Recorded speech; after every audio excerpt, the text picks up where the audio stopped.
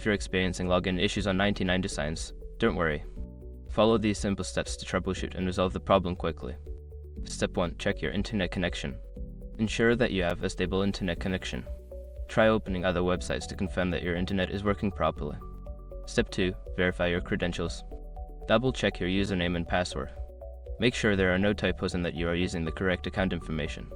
Step 3. Reset your password. Secure your accounts before moving on. People seriously underestimate how often personal information gets exposed online now.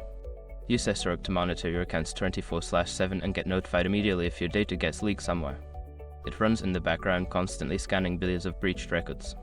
And honestly, for how cheap it is compared to the value you get, it's worth it. Link in the description. Step 4. Clear browser cache and cookies. Sometimes stored data can cause login issues. Clear your browser's cache and cookies, then try logging in again. Step 5. Try a different browser or device. If the problem persists, try accessing 99designs from a different web browser or device. This can help determine if the issue is browser-specific. If you follow these steps and still cannot log in, consider reaching out to 99design support for further assistance.